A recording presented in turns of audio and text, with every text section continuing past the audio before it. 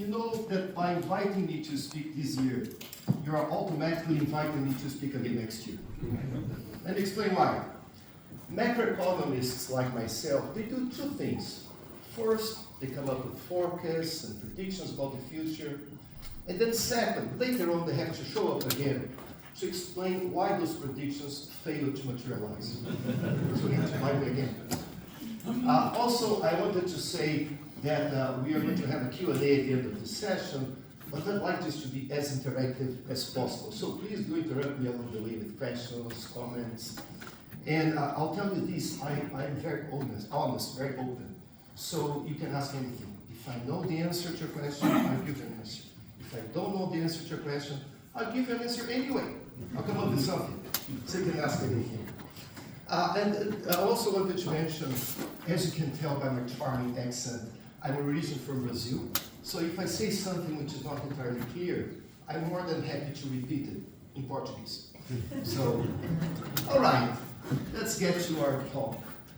The topic is European Business Outlook, Navigating Through the New Reality. And I want to make 3 points. I like number 3 because it's easier to remember.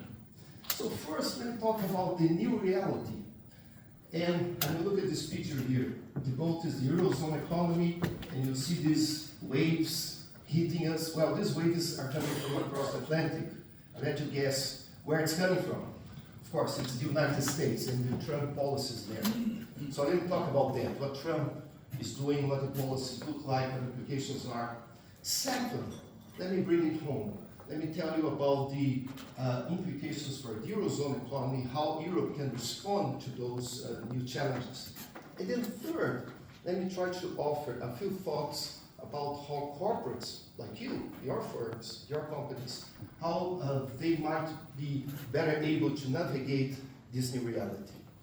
So that's what I have in the agenda, the 3 topics, the new reality under Trump, what that means for Europe, and how corporates can navigate this environment. So to begin with, I think we have to keep in mind that Trump 2.0 is not just a continuation of Trump 1.0. There are many differences. This time is different. Looks like the same guy, but it isn't. This is a much more aggressive Trump. Let me tell you why. First, when you're talking about tariffs, the scope now is much wider, much bigger. Before Trump 1.0, it was mostly concentrated on China, mostly concentrated on a few sectors like steel. Now it's really broad-based. I mean, what they announced in early April, reciprocal tariffs, it's everyone, every single country. Even those countries with whom the United States has a trade surplus, not a deficit. So the scope of tariffs are much wider now. This is a big difference. The second thing that tells me this is different is that the attitude of the United States is much, much more aggressive. When you think about what the United States is doing regarding international trade agreements, think about the WTO, the World Trade Organization. Pretty much the United States is pulling away. Think about the agreement with Canada and Mexico. I mean, if I'm Canadian, if I'm Mexican, but with friends like this, right, in the United States, who needs enemies? And keep in mind, Trump 1.0, that was when we had the so-called new trade arrangement in the region, so-called USMCA, United States, Mexico, Canada agreement. Whenever I say USMCA, I always say YMCA, which is a different thing. Let's not make a confusion. But Trump is the one that negotiated the agreement, and now it's pretty much undoing it again, hitting hard, even on trade partners which are so close to the United States, like Mexico and Canada. So it's a much more aggressive attitude. Also, now we have much greater policy volatility. And I think part of the reason is that in Trump 1.0, you still had, how should I put it? I mean, adults in the room, so to speak, right? People that would tell, Mr. President, I'm not sure this is a good idea. I think now it's different. Now the cabinet is mostly loyalist. That's a key consideration to be a member of the cabinet, right? If you're a lawyer or not to Trump. So there are less adults in the room, so to speak. And that's why you get so much more volatility. It feels like, let me put it this way, it feels like whenever Trump goes to the toilet, you have a new post in social media, like a new announcement. So, not forbid if he has diarrhea, we're in bad shape. So this time is different because there's much more volatility. Also, this time around, Trump's pressures on the central bank are much higher. He's going hard on Jerome Powell. Jerome Powell is the governor of the Fed, saying you guys should be cutting rates. And I mean, mark my words, if there is a downturn in the US economy, as I think will be the case, he is going to blame the Fed. He's going to say, you guys are to blame, you should have cut rates much sooner, you're late to the game. And this is bad because it undermines the credibility of the central bank. Central bank is all about credibility. And the Fed does have independence so far, but this is going to be attacked. Luckily, the current government stays in power until May next year. I do think the Fed will remain independent. But then next year, Trump will appoint the new governor of the Fed. And even before then, he's going to put a lot of pressure. This is not good for inflation expectations, for financial markets. I think we're going to see a lot of volatility between now and then. I'm tempted to make a pun here on words because it's Jerome Powell, and I think Trump wants Powell to be more populist, so maybe he wants Powell to the people. But anyway, that's a pressure that is coming. The other thing that we should keep in mind, which is quite different this time from last time, is geopolitics. Is the Trump's much harsher attitude towards foreign policy. It's much more transactional, it's less cooperation and more conflict. It's much more inward-looking towards the United States, much more isolationist, and this has big geopolitical implications. I'll talk about this in a moment, but for Europe, of course, this is a big change. So, bottom line here, Trump 2.0 is very different from Trump 1.0, and one key area for that difference is tariffs. Tariffs now are hitting record high rates, and to illustrate this point, let's take a look at this chart. So this chart shows average import tariffs in the United States over the last 100 years. So it's generally coming down over time.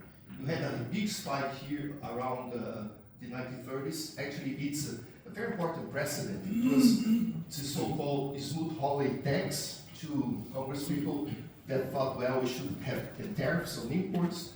Tariffs were high, and all the economists agree this actually made the Great Recession even worse. It made actually exported to other countries the Great Recession in the United States from 29 to the 30s.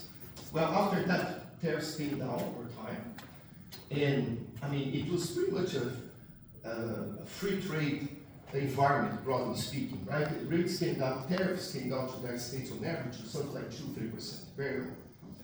This is what Trump has announced in April 7th, or April 2nd, yes. So, look at that, I mean, big jump, average tariffs go higher than 30%. Now, with the recent announcement between China and the United States a couple of weeks ago, last week, this comes down, but the average rate comes down to around 15%. So this is still very high. I mean, compared to what we had before. That's why I say when I look at the market reaction to the recent arrangement between the United States and China, I think the markets got too excited. So I remain cautious for 3 reasons. First reason for caution is that the arrangement between China and the United States is just a temporary one. What they said is, look, let's pause the rates here, the tariffs, for that 90 days. Because you had this escalation going on between China and the United States. The tariffs went above 100% in both cases, and they cut it back to 30% in the case of imports in the United States from China, but just for 90 days. So who knows what happens after 90 days? So that's the first reason for caution. This is temporary. Second reason for caution is that it's still very high. I mean, 30% in the case of China. This is much higher than over the last many decades. And the third reason for caution is that I feel very sure that the tension between the United States and China runs much deeper. It's more than trade, actually. It's the confrontation between these two giants in the global scene, competing for dominance, competing for leadership. So I don't think this is the end of the story. I do expect more volatility. I do expect lots of tensions between the United States and China, not just in coming weeks and months, for coming years as well. So watch this space here, China in particular. And when I think about tariffs, what worries me is that Trump sees tariffs as a policy hammer. And when you think about policy as a hammer, tariffs as a hammer, everything looks like a nail. So they use tariffs for everything. Let me just get some water in the meantime. You know I'm an economist, so I need some liquidity. Oops.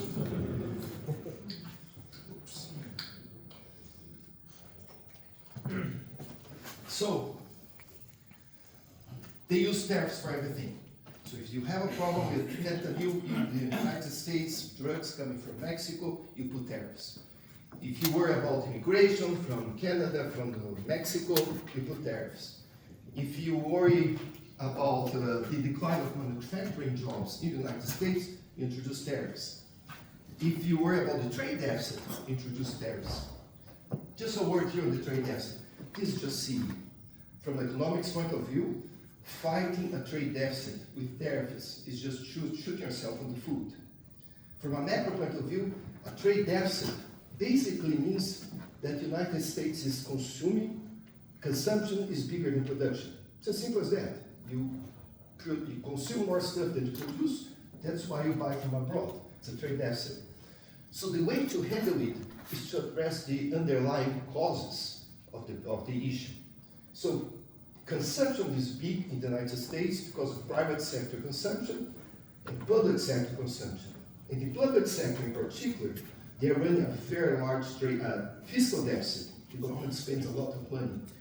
So if you want to address the trade deficit, a good place to start is actually to address the fiscal deficit of the US government.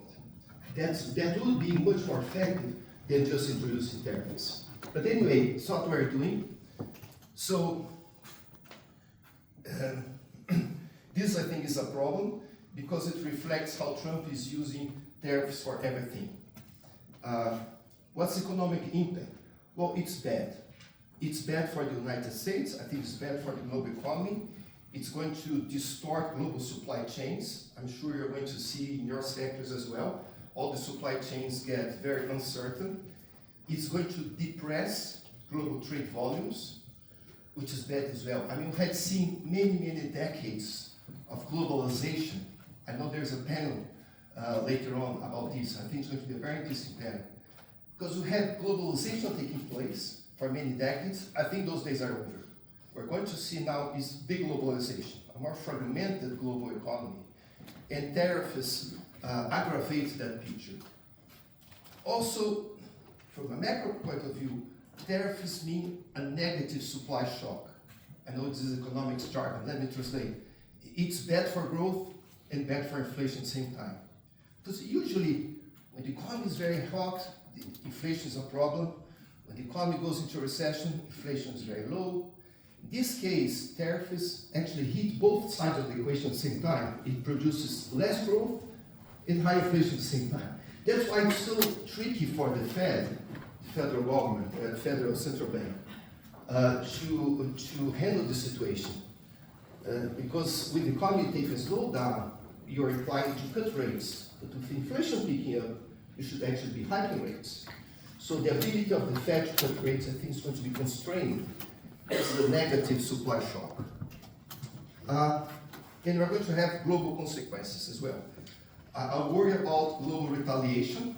You saw that escalation taking place between China and the United States, now a temporary pause.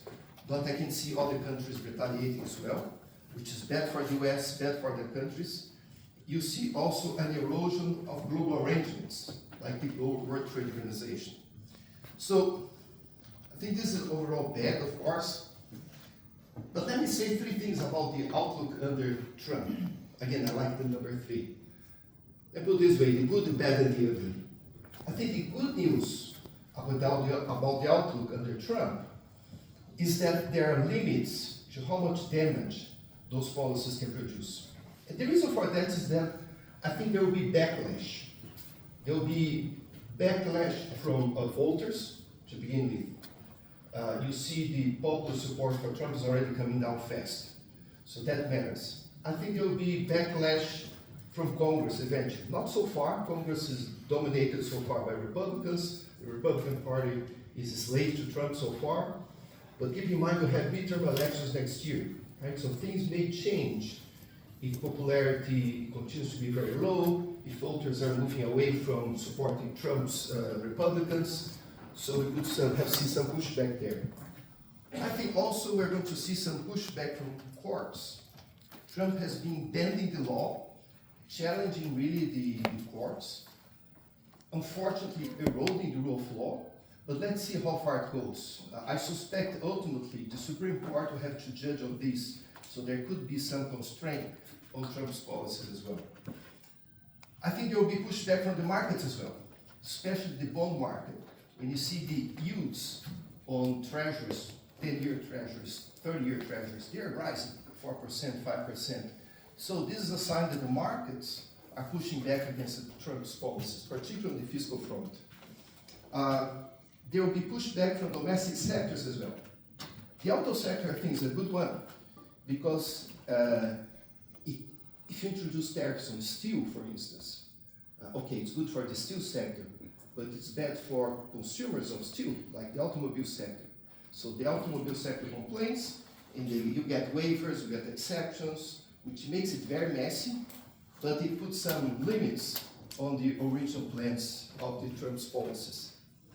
And also I think we're going to see pushback from other countries, as you saw with China. And Trump was bluffing, so to speak, perhaps, with China, right? Hiking rates, hiking tariffs to more than 10%, and China did not back down. Actually, they reciprocated with high tariffs as well, and the US had then to go back because it was hurting the US itself, right? The US depends so much on so many areas, on things coming from China, on technology, on rare earth, and so on. So that's good news, meaning there are limits to how much damage these policies can produce because there is pushback from a range of sectors. The bad news, however, so good news, bad news, and ugly news, right? The bad news is that damage is done already. I strongly think that no matter what, the US economy will slow down in the second half of the year. There's a debate among economists whether there's a recession or not, maybe to avoid a recession, but slower growth I think is inevitable because there is a hit to consumer confidence and there is a hit to investors' confidence as well. I mean, if you're a corporate in the US today, you're probably pausing your decisions on hiring and new investments until the dust settles, until you have a bit more clarity where things are going. So a slowdown is for sure coming, and that's bad news in the United States, with some spillovers for the global economy. I think the second half of the year probably will see lower growth globally, including the Eurozone as well. It's worse in the US than elsewhere, but there will be spillovers. That's the bad news. And then, I think the ugly news is more than just the near term, for months, but the long term. This is really ugly, I think. Ugly because it's bad for the United States, and it's bad for the global economy. It's bad for the United States because I think Trump is really eroding institutions. And we all know that institutions, at the end of the day, that's what matters for long-term growth and productivity and a better quality of life for everyone. People talk about the US exceptionalism, right? Meaning the US has been growing faster than most other advanced economies over the last several years. And that's true. The numbers make no doubt about it. But that's because the US has very good institutions, at least so far. Excellent universities, you have the rule of law, you have stability of the rules of the game, you have innovation taking place. All those things are now being questioned. I mean, take universities, for instance. It's just the news overnight that Trump now is blocking Harvard from having foreign students. both new students and current students as well. This is insane. We have 6,000 very bright students coming from abroad that are now in Harvard, and they have to find another university or have to go back home. Their visas are going to be revoked. So one key pillar of the US long-term growth, which is human capital, innovation, universities, is being eroded. Likewise, with the rule of law, the way that Trump is pushing against law firms, challenging, bending the rules, I think is very damaging for credibility. The way also the Trump administration is really eroding its credibility abroad. I mean, what's happening, I think, is that the US is demonstrating it can no longer be a trusted partner in international relations. I think that's what the policies are suggesting. So that's why I say it's the really ugly part of what's happening, because it's really bad for the US long-term growth potential. And it's also bad for the global environment as well. I mean, since the Second World War, what we have seen globally is a US-led global order, right? Based on multilateral institutions, based on cooperation. That's when we had, after the war, the United Nations, the World Health Organization, the World Trade Organization, so-called Bretton Woods institutions, the International Monetary Fund, where I work, the World Bank. I mean, all those institutions are now being eroded by this very transaction approach that Trump is supporting, promoting. So I think it's bad for the US, bad for the global economy as well. And even if the next administration is a new one, I think the damage will be permanent, because you're always one election away from a possible return to Trump-like policies, as we have seen already, right? Trump was in power, then Biden took over, and then Trump comes back. So who knows, even if Trump is gone, you still under the possibility that down the road, we are going to see something like Trump with those policies once again. So, I know this is quite discouraging, but I think this also creates opportunities for Europe. And I'll get there in a second. But beyond tariffs, one other area which has big implications for Europe is energy. And I think it's very clear that we're seeing already a reversal of policies towards green energy in the United States. If you think, for instance, about fossil fuel, it's very clear, and Trump said it clearly, explicitly, right? It's drill, baby, drill, right? It's full support for fossil fuels, and they're actually unwinding all the support for green energies in the United States. The so-called IRA, the Inflation Reduction Act, which, by the way, has nothing to do with inflation. It was mostly many subsidies, as you know, promoting the green energy, the green transition. The new tax bill now proposed in the budget, being approved just by the lower house now in the United States, has to go to the Senate, actually is withdrawing many of those subsidies. So it's quite clear the energy transition in the United States is taking a step back. Also, the global commitment, international commitment of the United States is being damaged as well, right? Trump has been pulled out of the Paris Agreement, and so that's a new reality. Likewise on ESG. I mean, ESG, by the way, is now a taboo word, right? You cannot say ESG anymore. Not sure about Europe, but in the US, even if you do it, you have to change the name. It's like DEI, right? Diversity, equity, and inclusion. If you say those words in the US, you go to jail. I'm exaggerating, but you get the picture. So it's a clear reversal and a clear divergence from what we see in Europe, which actually I think creates a potential competitive edge for Europe and European corporates. Because here you still have the commitment, I think, to the green transition. I mean, let me put it this way. Trump's denial of climate change does not stop it from happening, right? So if you take a longer-term view of what happens in coming decades, I mean, the science is clear, right? Climate change is here to stay. You have to do something about it. It's not going to change just because Trump doesn't believe in it. So I think this is here to stay as a fundamental structural issue that we globally need to address. So we see, of course, a reversal in the US, but the issue is still there. And countries or regions like the Eurozone that remain committed to that, and corporates that remain committed to that, I think the long run will be better prepared to deal with, I think, inevitable structural challenges we're going to see in coming decades. And then,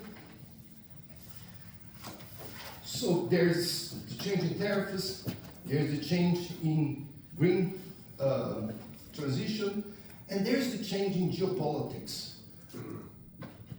And that's a separate area. I see in the United States a clear shift in the commitment to global institutions with severe implications for geopolitics. I mean, to begin with, the commitment to NATO. Right? We all know the story here. After the Second World War, with NATO, the arrangement was that the US was providing security to Europe, and that was the arrangement, which actually benefited the US as well. So it was a US-led global order, from which now Trump is withdrawing. So clearly now it has, you have now a new dynamics here. Just take Ukraine, right? The commitment to the US, from the US to Ukraine is not that firm anymore.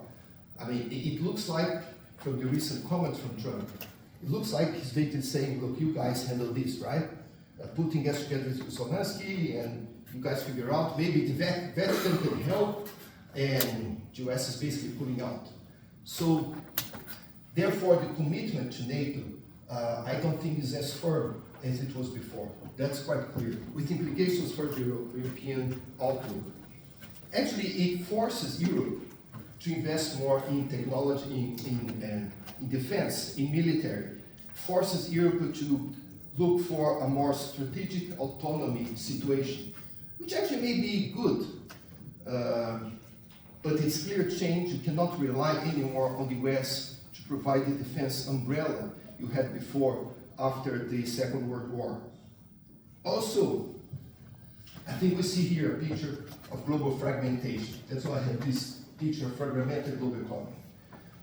Instead of globalization, I think now we're going to see spheres of influence. Roughly speaking, three main blocks in the globe, right? You have the United States in the Americas, you have China as a big player in Asia, and Europe in the middle trying to figure out what to do and how to handle Russia in particular. So it's a new environment, a more fragmented global economy, and I think that's the reality corporates like you have to deal with going forward. It's no longer a globalized environment, it's a much more fragmented global economy. And in this fragmented global economy, I think for Europe in particular, you need to look for more autonomy, more self-reliance on things like defense, on things like energy, and on things like cyber. Again, with opportunities that are being created in those sectors. But the bottom line is that the post-World War, US-led global order is no more a thing. Now we're seeing a fragmented global economy with basically those three blocks and spheres of influence. One thing particularly that I worry in terms of geopolitics is the temptation for nuclear proliferation, right? I mean, here in Europe, we know that France and UK have nuclear weapons, others not yet. But globally, I see the temptation for countries to have nuclear weapons as well. If you cannot rely on the US anymore to provide security, you have to think about your own security. So in Asia, that could happen. Middle East, that could happen. Let's watch what happens in Iran in particular, but others as well. What I worry about is that, of course, the bigger the number of countries with nuclear capacity, militarily speaking, the more likely you could see accidents. And of course, we don't want to see that. But it is a more fragmented global economy and geopolitical landscape. So what's the impact for Europe? The macro impact for growth, inflation, and so on. First on growth, as I mentioned, I think we're going to see a slowdown in growth now in the second half of the year.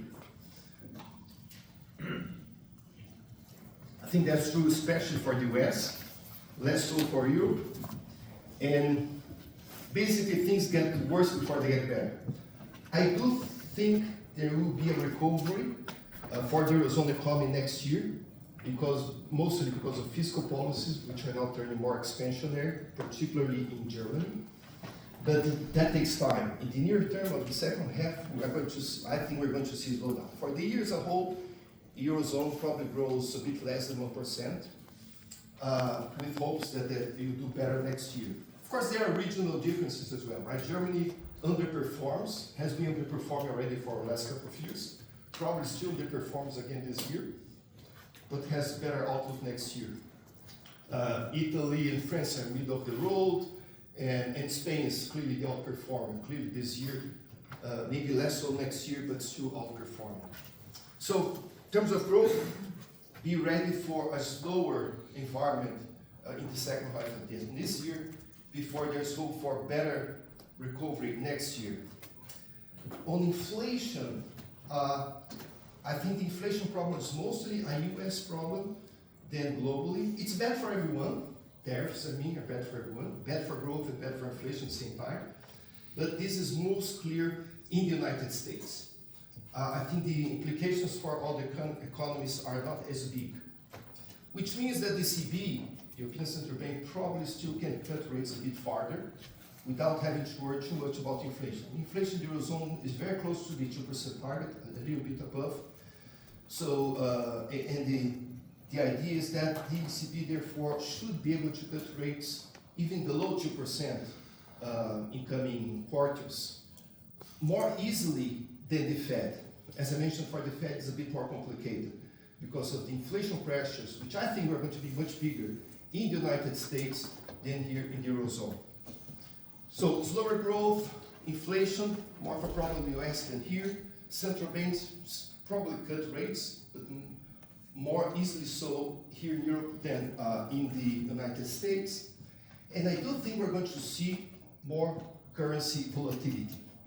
I mean, if you have international operations, if you have to worry about currencies, I would think more carefully about hedging your currency exposures. Because what I mentioned here is a recipe for currency volatility. And I think it's actually fascinating what you see happening with the dollar. Because economists talk about the dollar smile, what you have heard about it. Let me explain. The dollar smile is a U-shaped pattern in which, when things are going very well for the United States, the dollar does well. When things are going very bad, actually the dollar does well as well. Why? Because it's historically seen as a safe haven, right? So if you have a global financial crisis in 2008, for instance, banks going under, you know what? The dollar appreciates because people say, you know what? It's so uncertain, let's go for a safe haven. Safe haven is US Treasuries. So that was before. Now things are changing. And now the dollar is weakening rather than strengthening when there is turmoil in the markets. So I think this is a fundamental shift in the role of the dollar as a global currency. And it changes the dynamics we had before the markets. Likewise, the correlation between bonds and stocks, it used to be the case that when the economy is going down, the stock market does not do well, of course, because corporate profits going to be less, but then the Fed is going to cut rates, and therefore this means that rates come down, the price of bonds go up. So this correlation between stocks and bonds, historically, it's changing as well. I mean, let me put it another way. Historically, when the stock market does poorly, the bond market does well. Now we have seen a situation with both the stock market and the bond market do poorly as well. So the new dynamics here in the marketplace, because I think investors are starting to question the role of the dollar, the role of the United States as a global safe haven, which again creates an opportunity for Europe. Stability here may actually allow the Eurozone to play a bigger role than it was the case before. But from a corporate point of view, I think the message is be ready for volatility, including on your FX exposure.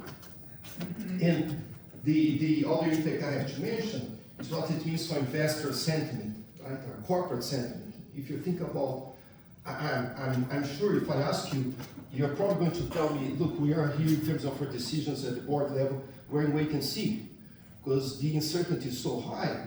I mean, it's very hard to make big new decisions in terms of investments, until we have a bit more clarity about where the dust settles. Another implication for the Eurozone, though, is that the way the Eurozone responds is going to be important. First, on tariffs. So what's happening is this. The United States, in early April, announced that we're going to put tariffs on everyone, a minimum of 10%, right? Even if the United States has a surplus against that currency, it doesn't matter. We're going to have a tariff of 10% on everyone, at minimum. With the Eurozone in particular, the announced new tariff was at 20%. The way they calculated these tariffs, by the way, is crazy, right? It has no fundamental basis, but that's a separate question. So, towards the Eurozone, the new import tariff would be 20%. Then Trump announced a pause, right? An extension, 90 days to negotiate. This expires in early July. So the hope is that there will be negotiations taking place in the meantime to avoid the tariffs going all the way to 20%. I mean, tariffs on imports in the US from the Eurozone. The Eurozone is preparing countermeasures. It's preparing a reciprocal or a retaliation tariff of 25%. It's not implementing it yet. It's like something that they have in the back of their minds in case it's needed. It's more of a threat so far. And the hope is that they'll have an agreement before the deadline is over. But listen, when you look at trade agreements around the globe, these are very complicated. It takes many months, if not years, to really iron out all the details, the sectors, these several lines of import goods. So, I mean, there's no way that a meaningful agreement can be reached within 90 days. The agreements we have seen so far, regarding, for instance, the US and the UK, I mean, they're very vague. They cover about 20% only of total trade. It's more of a broad agreement to talk than really finalize a trade arrangement. So this is going to be, I think the message here is that this is going to be lengthy, this is going to take time, this is going to be messy. I would be very surprised if you have an easy final resolution anytime soon. This is going to be with us, the tariff discussion, the trade talks. I think they're going to be here for many months. And also, when you think about tariffs as a way to address the trade deficit, this is not going to solve the problem, right? By the way, Trump is trying to do so many different things with tariffs, and those are inconsistent, right? Because he said, well, with tariffs we're going to collect a lot of money. With tariffs also we're going to bring in production here in the United States. Well, this is not consistent, right? Because if you think about it, think about the extreme case where you don't import anything again. You eliminate the trade deficits, you bring all the production to the United States, you import zero. Well, if you import zero, your revenues collections from tariffs is zero as well. So these things are not consistent. And also when Trump says we're going to have tariffs in order to address the trade deficit, well, if the trade deficit is a macro problem, as I explained it before, it's just going to show up elsewhere. So it's like playing whack-a-mole. You see that carnival game, a little animal pops up, you hit on the head, and then another one pops up over there. This is what's going to happen, I think, with the trade deficit in the United States. You try to reduce the trade deficit between the US and Europe, let's say, but then it shows up elsewhere. Like with China, if you're taxing, if you're introducing tariffs on imports from China, well, corporates will try to relocate towards Vietnam, other countries. So you're just deviating trade from one place to another, not really addressing the issue. I say this because the trade deficit will remain in place. It's not going to go anywhere, which means that Trump is going to go country after country trying to hit hard with the hammer on their heads. So this is an issue which is not going away anytime soon. So I mentioned how the Eurozone is going to likely respond on tariffs. Negotiations are going to take place, but it's going to take time. What about green energy? I think it's a big opportunity for the Eurozone. Because the Eurozone is committed to green energies, it's committed to the green transition. This actual differentiation, I think, in favor of the Eurozone as a place to be regarding this structural challenge. Also, I think the Eurozone will be able to implement domestic stimulus, meaning basically fiscal policy.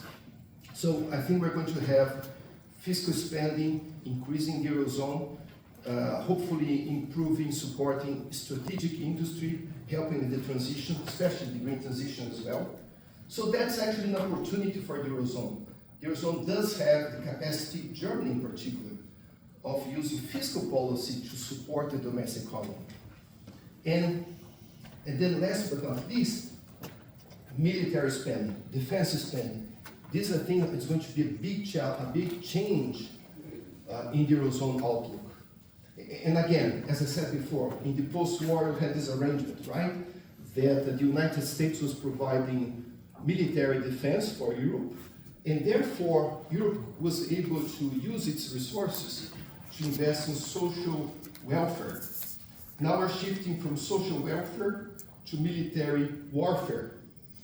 And economists talk about the trade-off between guns and butter. If you go to an introductory book of economics, Economics 101, it's a typical trade-off, right? You have a chart saying, look, you have limited resources in the economy.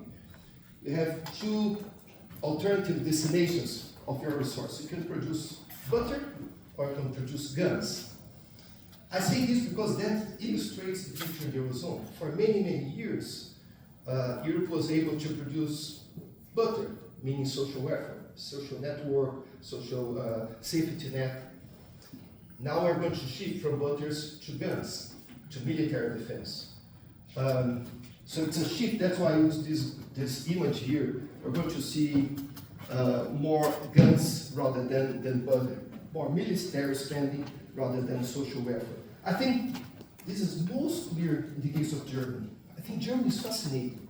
I mean, we have Germans in the room as well, they can tell me more about this, but there are two big taboos in Germany over time, right? One is military spending, the other is the fiscal rules. Military spending for historical reasons, and fiscal rules also for historical reasons. Remember, go back 100 years, Germany did have hyperinflation. So those have been historically two big taboos for Germany. Both taboos are now being questioned. As you know, the new administration in Germany has been able to change the rules, fiscal rules, allowing more fiscal spending on military. This will not count for the sake of the fiscal rules anymore. So both taboos are now being broken, the military one and the fiscal one. Unfortunately for Germany, if there's one country in Europe which is better positioned to spend more, I think it's Germany. Because of its prudence over time, it has a debt-to-GDP ratio which is not that big. So there's room there for fiscal spending, and I think that room will be used, which is good news for growth. It's good news for the sector in particular, military spending. In terms of timing, however, this is going to happen over coming years, right? It's not going to happen today. That's why I say the second half of the year is still probably weaker growth before I see recovery in years to come. But that's a consequence of the Trump policies, which actually may be a blessing in disguise. The ability now to use more fiscal room in Europe, Germany in particular, the ability to rebuild military capacities that were not there in the past. I mean, take a bigger look, take a step back looking at the bigger picture. I think Europe in recent years or decades had its development based on three main pillars, which are all now being questioned. I say Europe in general, but I think Germany in particular. Pillar number one was the idea of relying on cheap energy imports from Russia. Pillar number two was the idea of exporting manufacturers to a fast-growing China. Pillar number three was the reliance on the US to provide an umbrella on the defense side. All those three pillars are changing, right? You cannot rely on cheap imports on energy from Russia anymore, obviously. You cannot rely on fast-growing China anymore. China is actually slowing down. It's still growing, but the outlook there is more challenging than before. And of course, you cannot rely on the US to provide defense anymore. So those pillars are changing, and that's why Europe will have to reinvent itself and find new ways of growth, which can be found. Again, I think there are opportunities here, and I think actually there is a business case for Europe. And this picture here illustrates what I mean. Very rough seas. You have this tsunami, these big waves of uncertainty coming from across the Atlantic. But you can think about Europe as a fortress. If it can provide stability, if it can provide leadership globally, much more so than it was the case before. Actually, when economists talk about growth, they think about a growth function where production, output, is a function of three things: function of capital, labor, and productivity. And on all those inputs, I think there's room here for Europe to do better. On capital, input number one, I think Europe can attract more capital now than ever before. Because rather than a very unstable, unpredictable, volatile environment in the United States, you can have stability of rules here in Europe. So it can attract FDI, foreign direct investment, it can attract capital much more so than before.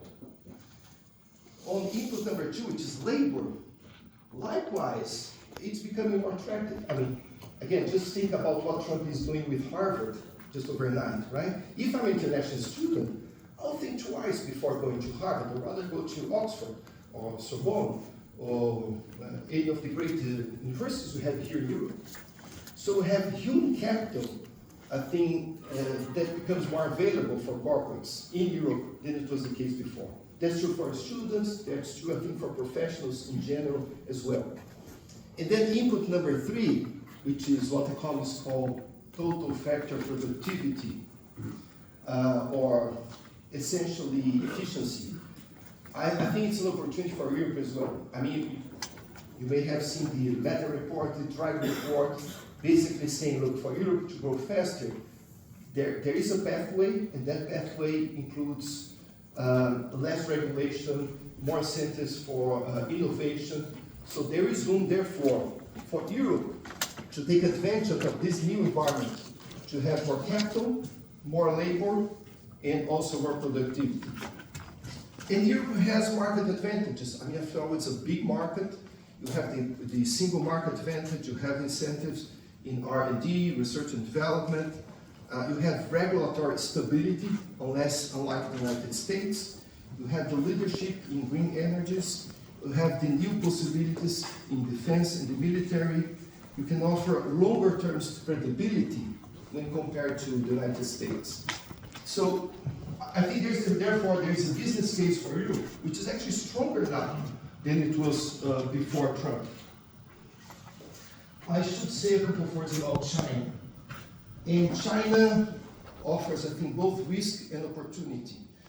I mean, first of all, I think what Trump is doing globally is a big gift to China, right? Because China was already competing for bigger influence, and now the US is pulling away, creating a geopolitical vacuum which China can take advantage of. And things happen already. I actually saw the other day a chart that was very interesting, asking people their perceptions about US, perceptions about China. The US is going down, China is going up. So it's really a gift to China what the US is doing in terms of global geopolitics. But make no mistake, the relationship between US and China will remain tense for months, years, decades to come. Right? And I see that relationship being very challenging, and you can think about that relationship in three areas. And all the three areas start with the letter C. I think about cooperation, I think about competition, and I think about conflict.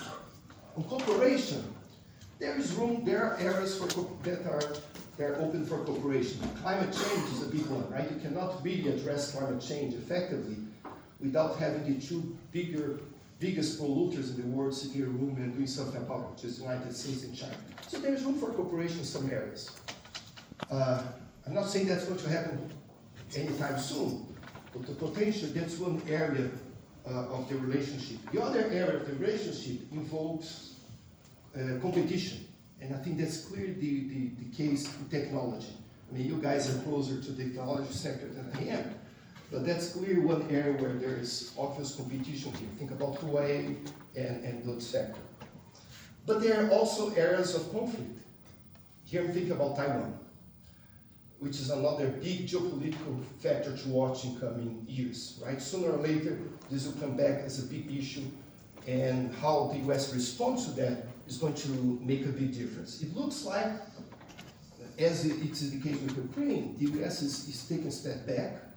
If the perception is that the United States will not intervene in case of invasion of Taiwan, it may well be the case that other countries in Asia say, you know what, we cannot rely on the US anymore. So again, it creates room, political vacuum that China can take advantage of. Again, creating a global environment of spheres of influence in three main blocks in the global economy.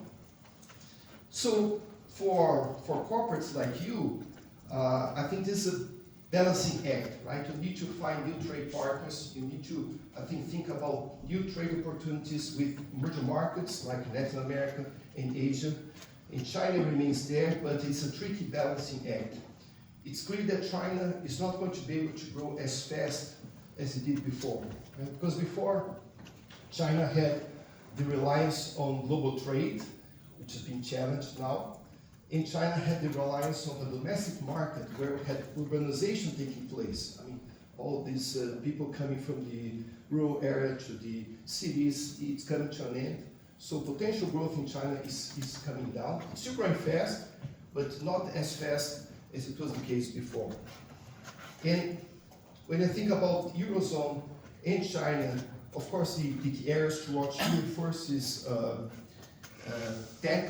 technology, green technology in particular. Of course, China is a big producer of solar panels, for instance. So that's one area to watch. Another area to watch, I think, is pharma. Another area to watch is EV, electric vehicles. I mean, it is true, actually, it's a fact that we now sell in the Eurozone more cars, electric vehicles by BYD than by Tesla. So that illustrates how the picture here is changing. And when I think about corporates like you, what the opportunities are, I think there are many opportunities. As I mentioned, there are opportunities now that are shifting towards emerging markets. Think about the opportunities in Latin America, think about opportunities in emerging Asia. Just to give you one illustration that comes to mind of opportunities that arise in the trade wars. The US introduces tariffs on imports from China. China likewise introduced tariffs and restrictions on imports from the United States. Well, one thing that China imports a lot from the United States is soybean. So guess what? Well, there's one country in the world that is a big producer, exporter of soybean, my home country, which is Brazil. It's great news for Brazil. So, which is now exporting much more soybean to China than it was the case before. So it's just one simple illustration to make the point that there are winners and losers, right? And there are opportunities as well. I mean, again, it's bad for the global economy that Trump is doing what he's doing in tariffs, but it does create trade diversion. It does create relative winners and relative losers. The challenge, I think, for corporates is to find those new opportunities. And again, two areas where I think this is quite a big potential is green technologies, the green transition, and the military, the defense sector, which are two areas where Europe can do really well relative to the United States. So I wanted to present three scenarios here. Because rather than baseline, we have to think about in terms of scenarios for Europe going forward. So three scenarios, I think actually you're going to probably see all of them in sequence. We start at the bottom and go to the top. So I call them the good, the bad, and the ugly. Again, I like the number 3 because it's easier to remember. Let's start with the scenario at the bottom. It's the ugly one. I think that's the one we're going to see taking place over the next 6 months from now until the end of the year. It's a scenario where you see lots of talk or action on retaliation. You see policy uncertainty, chaos, policies changing very quickly, and people talk about risks of recession, if not recession, a slowdown in the US with spillovers to the rest of the globe. You see inflation pressures, especially in the United States, where inflation expectations are already rising, and you see a strategic retrenchment taking place. So I think that's the likely scenario for coming months. I think over time we shift from the ugly to the bad. It's still not great, but it's less bad. It's a scenario of strategic decoupling, where the relations between the United States and Europe are still weak. However, Europe starts to pivot to internal demand into other possibilities, other countries like those in Asia. So in this scenario, growth is still slow, but more resilient, because you're moving away from the United States. And you have the good scenario, which may materialize over time, in coming years, where the Eurozone aligns with more like-minded nations, like Canada in the Americas or Japan in Asia. So that's a better scenario where growth is still relatively moderate, but it's stable and based on green innovation, based on defense spending, you have the potential for a more sustainable recovery. So I think we're going to see all those scenarios actually taking place, but in sequence. We're probably going to move from scenario number 3 towards scenario number 2 and hopefully scenario number 1 over time. And then what corporates can do about this scenario, what can you guys do in your boardrooms? Well, first of all, I think there's a case here for reassessing your risks. Think about your exposure to the US. Think about your exposure to geopolitical risks. I think geopolitics is back. So you have to have geopolitical considerations in your strategic decisions. So that's point number 1, to reassess your risks. Point number 2, I think financial planning becomes even more important than before. So rather than think just about a baseline scenario, think about baseline underlying assumption, think about potential scenarios. And I would say, think carefully about hedging strategies. Hedging your FX risks, hedging your exposure. One area actually which is a big potential for corporates in Europe is brand repositioning. I mean, it's very tough to be a US-based corporate these days, right? I mean, think about Tesla, think about even Coca-Cola or Starbucks. I mean, if you go to Canada, there's a boycott on American products. So this creates room, I think, for European-based corporates to rebrand themselves. Look, we're coming from a region of the world which is stable, where the rules are not changing every night, every day, where we're still committed to green transition. So these values of sustainability, transparency, rule of law, I think position corporates which are based in Europe in an advantage relative to American corporates. And I also think corporates here in the Eurozone have an ability to influence the policy discussion. I mean, to make sure that the fiscal subsidies are channeled towards strategic sectors, green sector in particular, and infrastructure and so on. So I think we still have time for a few questions, but I wanted to finish here with on a positive note. I do think this is a new dawn for Europe, and I'll make 3 concluding remarks. First, this is a structural shift. So don't think that this is just temporary, things are going back to normal. They are not. This is a fundamental structural change which is here to stay. Regardless of Trump being in power or not, the role of the United States in the global economy is a different one. It's a much more fragmented global economy. We have to live and act accordingly. So point number 1, this is a structural shift.